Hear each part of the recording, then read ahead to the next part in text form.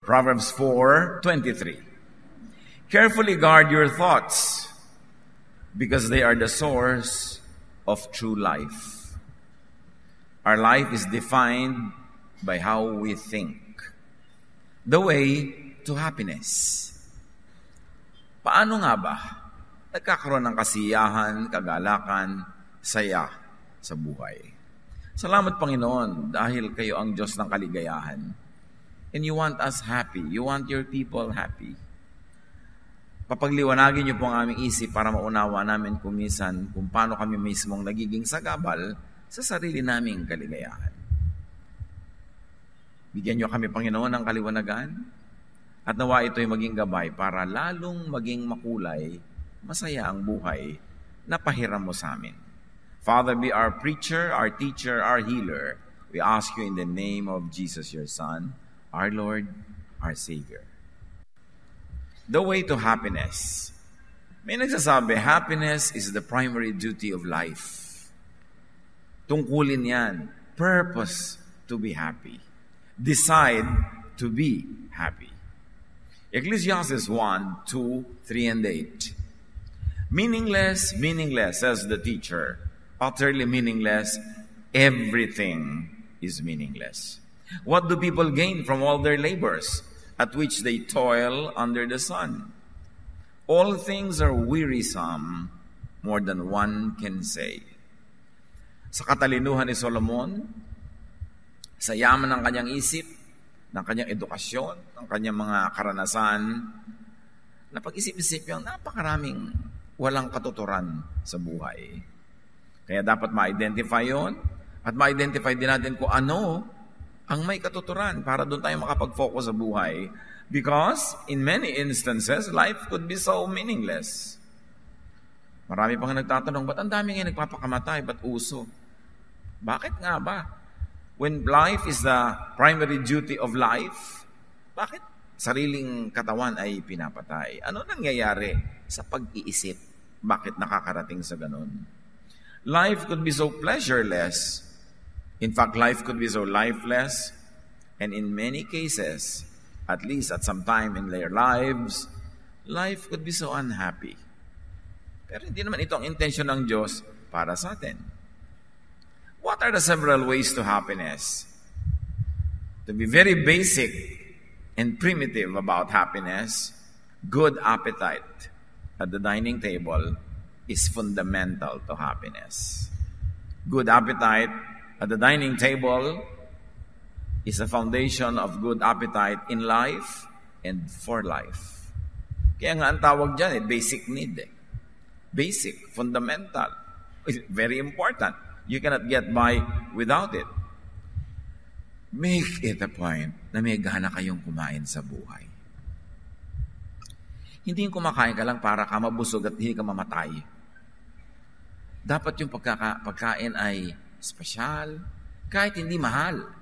Yung preparasyon, yung paraan ng pagkain. Ecclesiastes 5:18, what is the best thing to do in the short life that God has given us? I think we should enjoy eating, drinking, and working hard. That is what God intends for us to do. Kaya nalikha ng Diyos yung digestive system para lagyan mo ng ida-digest. Kaya nilikha niya ang mga needs na ito at merong pleasure in filling those kind of needs. Sabi niya, ito ang intention ng Diyos. So, dapat enjoy ka pag kumakain, hindi lang basta makakain at makaraos. Enjoy ka sa pag-inom at enjoy ka rin sa pagtatrabaho. Kasi yung pagtatrabaho mo will put food on the table and will allow you to enjoy your meals. Appetite at the dining table is building block in appetite for and in life itself. Kaya pag yung tao, lalo pag may sakit, wala nang ganang kumain, ayaw nang kumain, kinakabahan na yung mga nagmamahal sa kanya sa buhay. Ayaw nang kumain ng nanay. Read my lips kung anong ibig sabihin nun. Ayaw nang mabuhay. Wala nang ganang mabuhay. At pag nawala na ng ganang mabuhay, kadalasan, nawawala na rin sa kanya ng gana yung buhay. Tapos naghihiwalay na sila. And for this great appetite, his very great appetite, Jesus was called a glutton and a drunkard. Si Jesus mismo, tinawag nilang masiba, matakaw, lamonista. Kasi may gana siyang kumain, may gana siyang uminom. In fact, napakaraming okasyon na si Jesus ay nasa mga handaan, nasa mga kainan, at ang kauna-unahang himala na ginawa ng Jesus, to turn water into wine, to extend the happiness of a wedding party. You can see, not something more profound as people would expect, like magpalakad ng pilay, like magpaalis ng masasamang espiritu. No. Gumawa ng alak mula sa ordinaryong tubig. And that is a statement about the intention of God through Jesus, that the people who will follow Jesus, that in and through Jesus-ness, people will have a more enjoyable social life. Luke 7:34, but because the Son of Man goes around eating and drinking, you say, Jesus eats and drinks too much. Yun ang comment ng mga critics sa kanya. Obviously, it was one of the more visible attributes of his life. That siya yung tinatawag na au bon vivant. May gana sa buhay. Sabi nga nitong si Confucius, the Chinese philosopher, coarse rice for food, water to drink. Happiness may be enjoyed even in these. Kahit na mamurahing bigas, kahit na simpleng tubig, merong kang mahuhugot na kaligayahan dyan kung marunong kang humugot. Very important, brothers and sisters, never argue in front of food. Huwag kayong mag-ahain tapos kayo magbabangayan sa dining table. There's one thing sure, wawalan kayo lahat ng gana kumain. Sayang ang food. There will be laws of appetite. Yan ang mga dapat hindi ginagawa sa harap ng pagkain, yung nag-aaway kayo habang kumakain.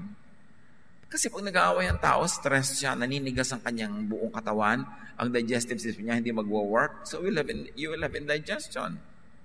At saka napaka-convenient magbatuhan pag may mga plato. So, dapat huwag muna, saka na lang magtalo-talo. Pag nailigpit na ang mga ganyang, mga flying saucer. Yan ang mga literal na mga flying saucer. Another way to happiness, alam naman nating lahat, paalala lang to, review. Rest and sleep. Yung mga taong miserable, mainit ang ulo, hindi masarap kausap, walang gana sa buhay mo, puyat ka, no? Puyat ng puyat. Bakit nilikha ng Diyos ang gabi at pinadilim ang gabi para matulog ang tao? Kaya may mga lifestyle na talagang naka-set para kontrahin yon, nagbabayad ang katawan. Jeremiah 31:25-26, those who feel tired and worn out will find new life and energy, and when they sleep, they will wake up refreshed. Ang daming himala na nagaganap pag tulog ang tao o ang mga nilalang ng Diyos, pati yung iba. Your body repairs itself, mga balancing happens, lahat ng mga pagpapahinga ng iyong isip, ng iyong puso, and you wake up refreshed. In fact, pagka meron kang problema, hindi mo malaman ang solusyon. Iwan mo lang dyan sa tabi ng kama mo at pagka nahiga ka na, ipagpray mo lang, Lord, reveal to me your answer when I wake up. At marami, nagpapatotoo. Pag gano'n ang prayer nila sa gabi, pagdating sa umaga, all of a sudden, eureka. Biglang malinaw na sa kanila yung dating malabo. Tulog lang ang kailangan. Sa Japan at sa ibang maraming bansa, lumalaki ang benta ng mga sleeping pills at kung ano ng mga relaxant at sari-saring mga therapy. Kasi maraming mga tao hindi mapagkatulog sa dami ng iniisip sa buhay, sa dami ng mga stress. So, mga kapatid, invest in sleep. You have to invest time, talent, and treasure sa pagtulog. Kasi ang halaga ng tulog, the quality of your sleep determines the quality of your waking hours. Kung gaano kaganda ang tulog mo, yun ang kokorte sa ikagaganda ng maghapon mong kasunod habang gising ka. So invest in a good sleeping place. Invest in a good bed and good beddings. Kasi kung ino-observe mo ang tama at hindi ka pa sobrang senior, you sleep at least 8 hours a day. 8 hours a day of 24 hours is 1/3 of your life. Kaya dati may advertisements noong 1970s, I want 1/3 of your life. Ang nagsasalita, kama. Tapos yung kama mo, tabi-tabingi, bukol-bukol. Ano namang klaseng quality ng pagtulog yun? Tapos ang mahal na mahal ng bag mo, branded. Matutulugan mo ba yung bag?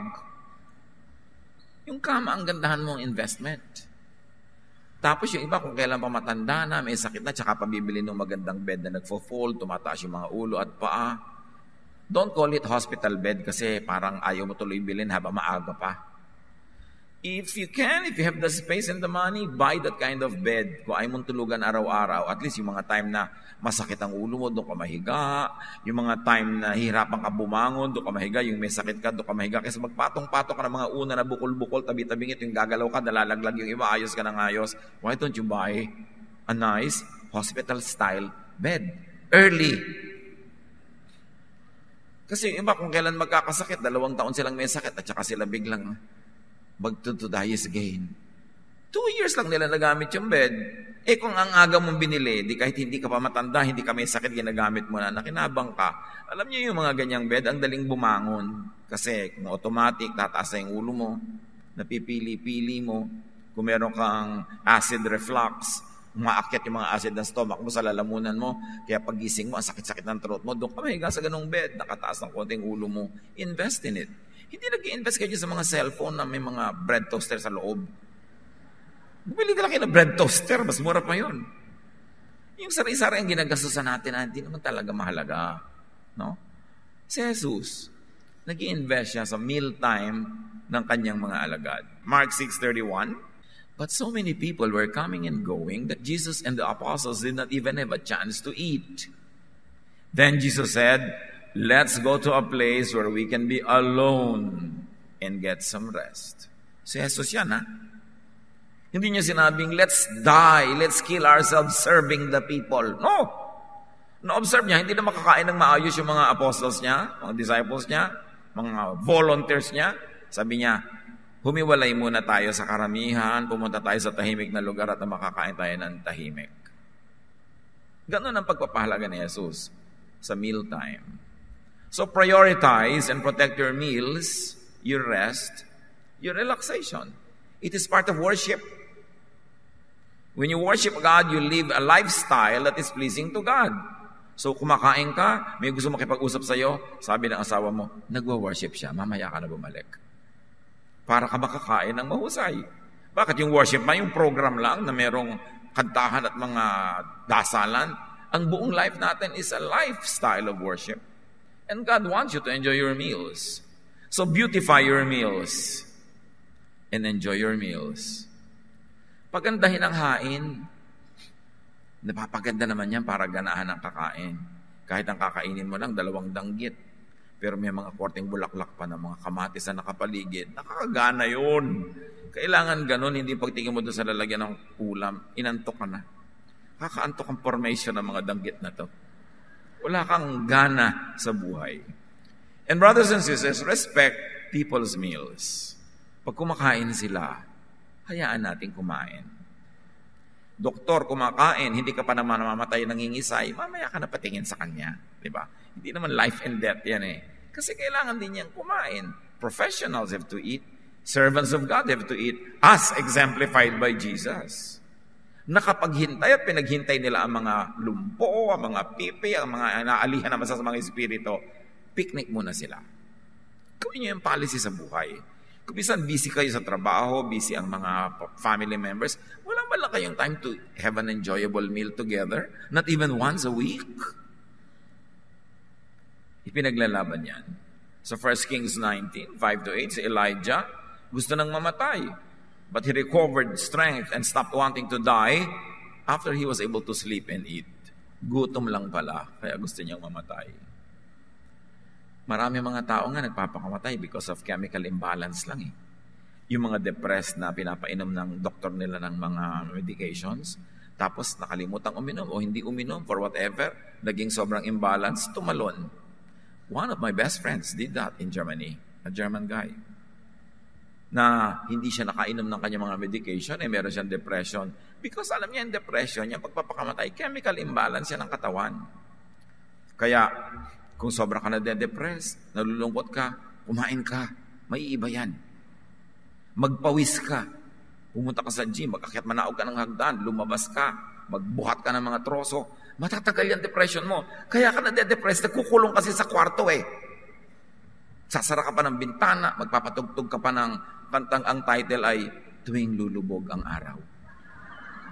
May ganun talaga Umuso yun, 1965. So ano mangyayari sa'yo? Kailangan lumabas ka. Lagi ako nakakatanggap ng mga message, Tito, nade-depress po ako para wala na akong ganang mabuhay. Nasaan ka ba? Nandito po sa room. Sino kausap mo? Wala po. Lumabas ka. Kaya ka nagkakaganyan-ganyan, paaraw ka. Alam niyo, pag nagpaaraw kayo, sisigla kayo agad. Huwag kayo maniwala sa mga derma na dapat kayo maputla. Mga puting kanlong. Ang puti-puti mo dahil nakakanlong ka lagi. Hayaan mo na magkanda-giba-giba ang kutis mo kung masaya ka naman.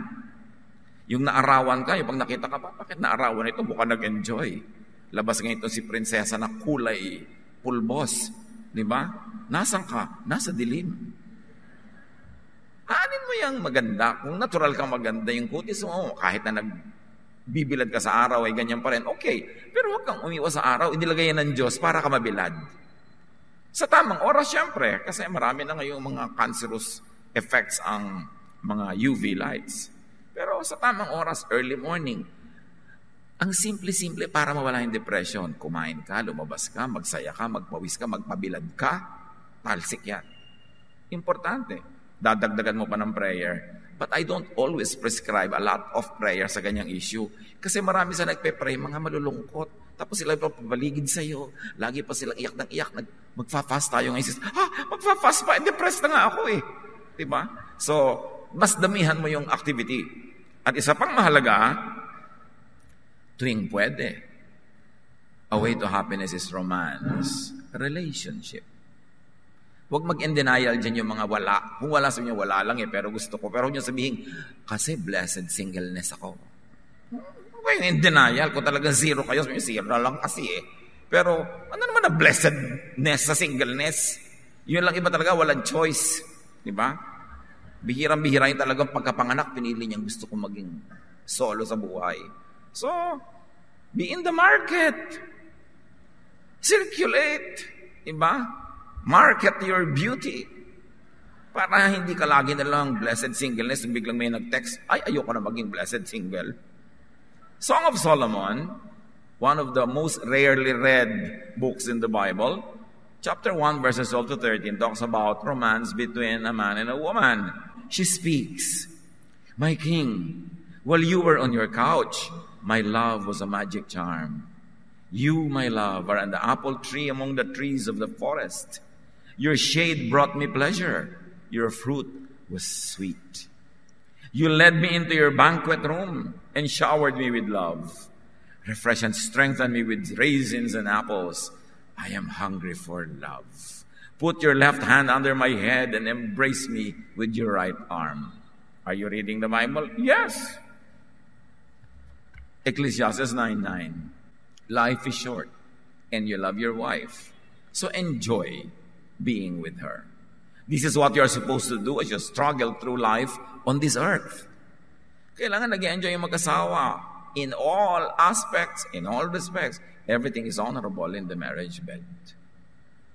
And partners are to enjoy life together. So be as together as much as possible. Yun ang ibig sabihin kaya kami partner. Deuteronomy 24:5. If a man and a woman had been married less than 1 year, he must not be sent off to war or sent away to do forced labor. He must be allowed to stay home for a year and be happy with his wife. Yan ay batas nila noon. Hindi ka pwede ipadala sa giyera. Pag less than 1 year pa lang kayo ng bagong kasal, kailangan 1 buong taon kayong nag-uulayaw. Can you imagine that kind of provision? It's a romance leave from the army or from forced labor.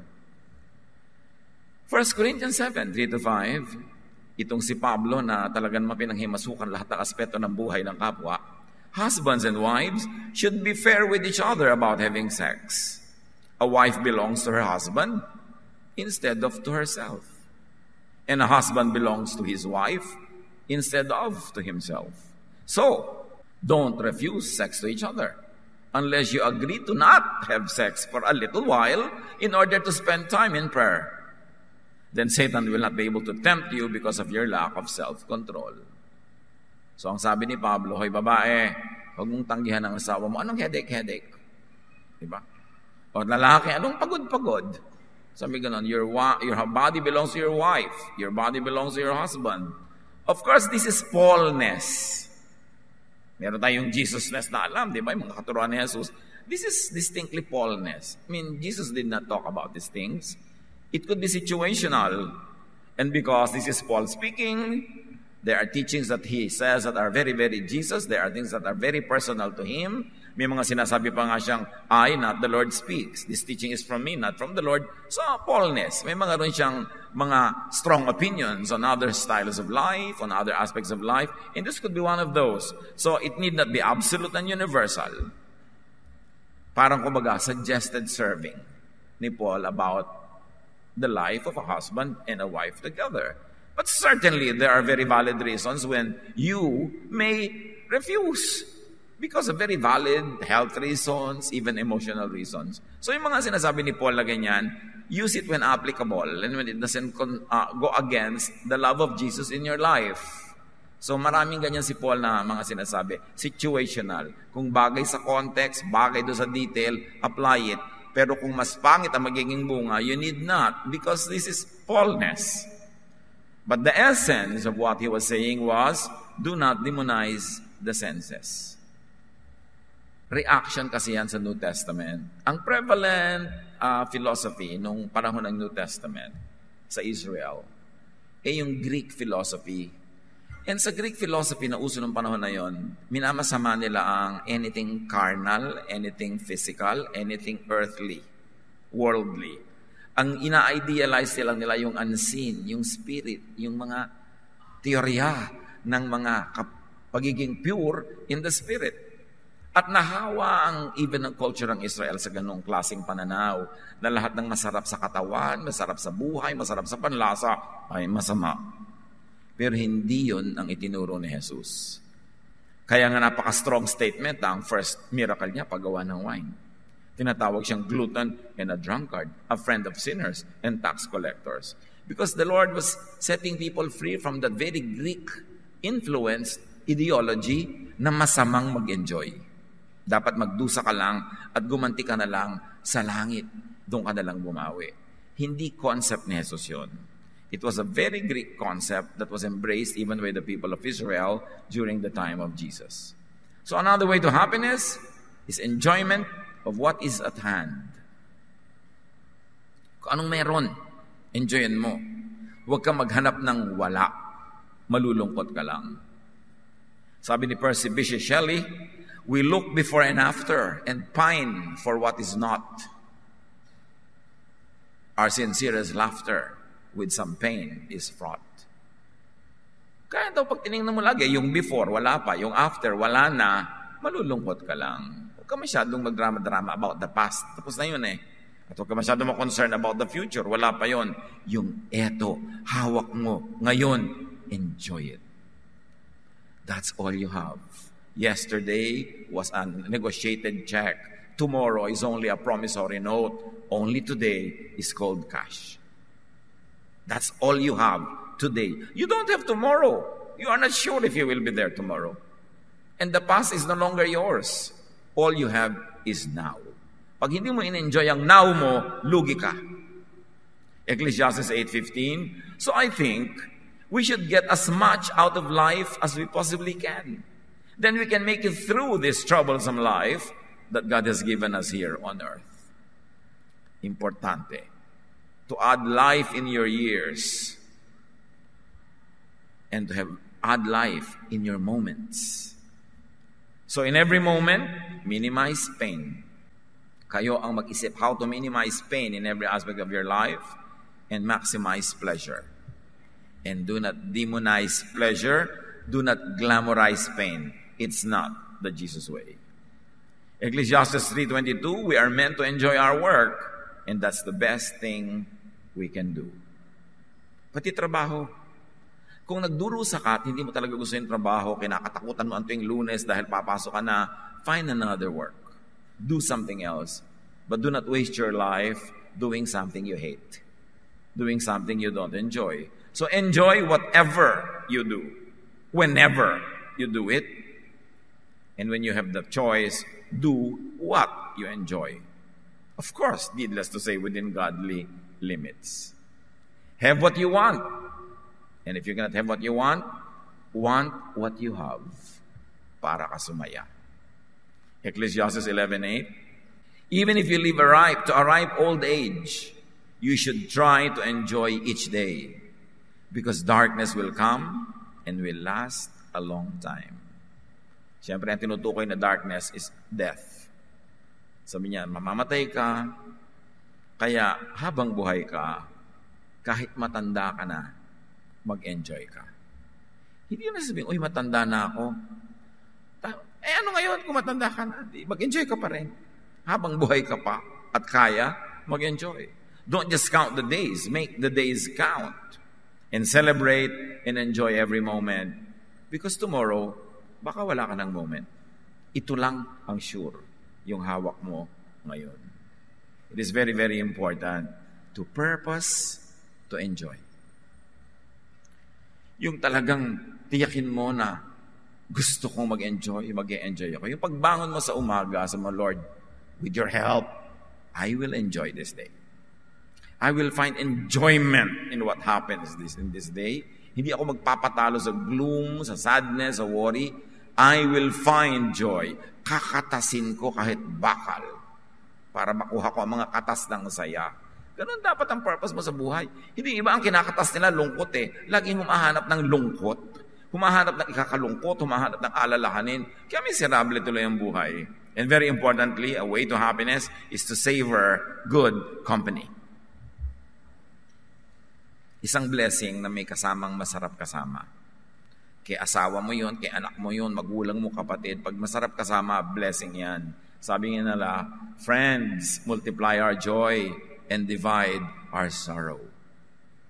So maganda na meron kang good friend or a few friends. Acts 2:42, yung mga unang Kristiyano noon, they spent their time learning from the apostles, and then they were like family to each other.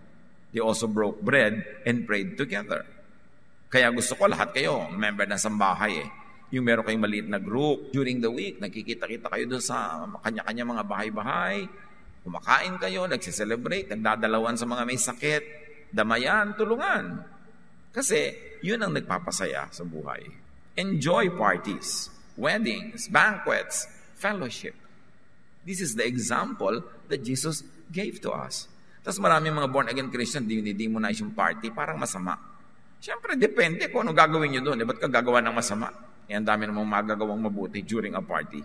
John 2:1-2. 3 days later, Mary, the mother of Jesus, was at a wedding feast in the village of Cana in Galilee. Jesus and his disciples had also been invited and were there.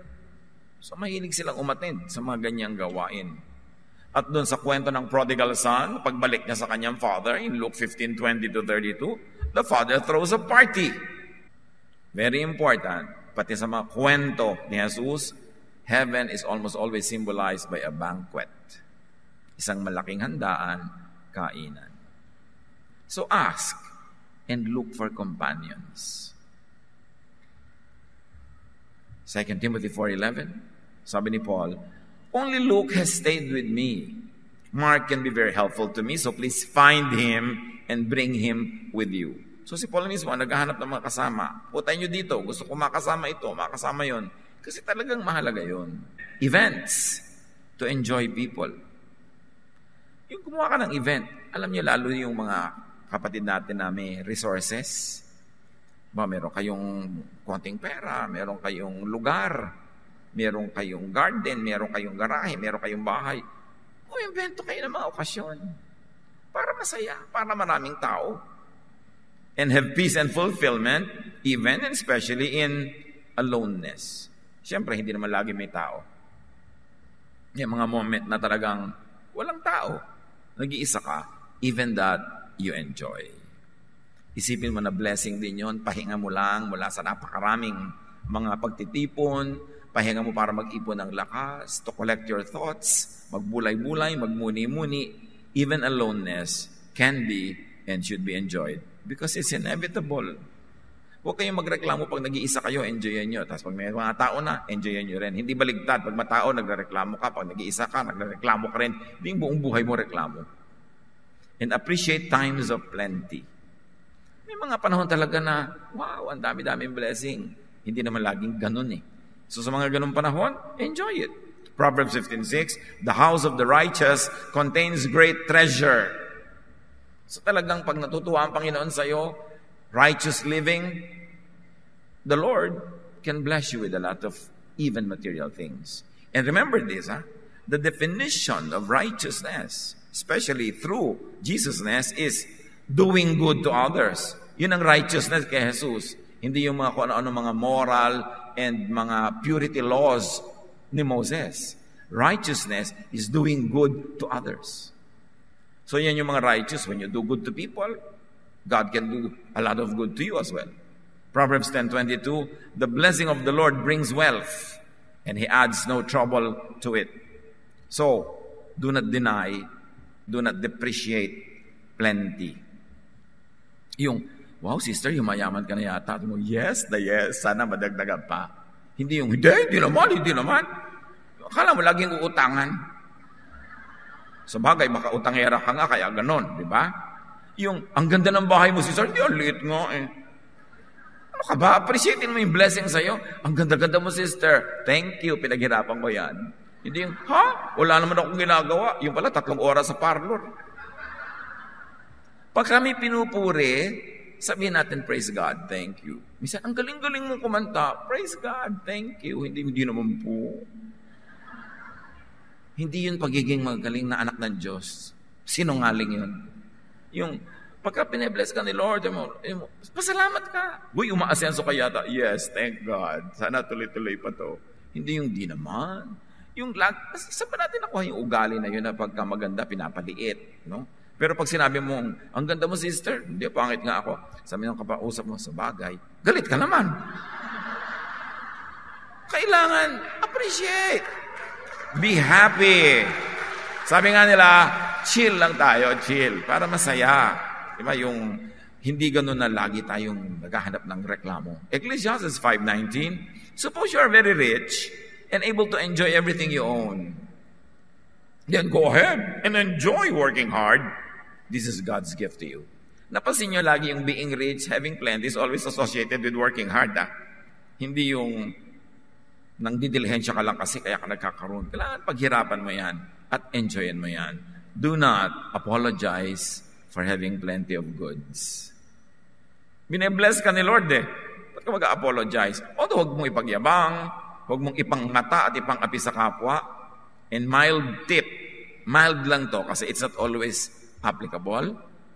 Try to not collect and have a lot of things even if you can afford now. Kasi darating ang panahon, lalo pag nagkaedad ka na, mawawalan ka rin ng gana. Tapos hindi mo alam kung kanino ipapamana. Ang 3,455 collections mo ng mga elepanteng figurine. Kasi ang dami mong kinolect, lalo nung afford mo pa. Then later on, hindi mo alam kung kanino ipapamana. Alam niyo ang taong maraming koleksyon, maraming pera, maraming kayamanan, pag above 60, naghahanap-hanap na ng mga papamanahan. Sino kaya dito ang masinop? Sino ang mahusay? Sino ang magaling? So, alam niyo na, pag may mga tiyo-tiyo kayo, tiya-tiya na above 60 at mapera, pumlacing-placing na kayo na ang peg nyo, masinop. Diba? Dahil naghahanap-hanap na yan ng papamanahan. Kahit sa mga anak, tinitingnan, sino kaya sa mga anak ko? Kanino kaya ipapamana ang piano? Kanino kaya ibibigay yung mga ganun? Kasi alam niyo kung anong ibig sabihin lang, dumarating ang panahon, you also let go. Hindi ka na rin masyado interested. So, mahilig ka mag-collect. Okay lang, pero don't collect too much. Later on, it will become a burden. Don't build too many homes kahit kaya mo. Mapagawa tayo ng vacation house sa ganon, sa ganyan. Para buong buhay, doon lang tayo magbabakasyon. Laki-laki na investment natin, di yun lagi tayong titira. Wala tayong ibang mapupuntahan. Tapos ang dami-daming nakikitira. So problema mo pa, may kumot ba dyan? Meron mapagkain, may plato ba? Pagka may mga nakikitira sa bahay mo, burden. There's a big burden in ownership. Kaya laging papamanahan ka, hindi laging ang saya mo. Kasi burden din yan. Magbabayad ka ng tax taon-taon, magme-maintain ka, pa-repair ka ng pa-repair. Try to not have too much. Sinabi na yan ng Panginoon. Sinabi na yan sa Bible. Happiness is not in the abundance of things. It is your mentality. It is the way you think. It is how you live every day, every moment of your life. Meanwhile, if you have a lot, do not be guilty for enjoying. Binigyan ka ng Panginoon, enjoyin mo. Don't forget to share with others.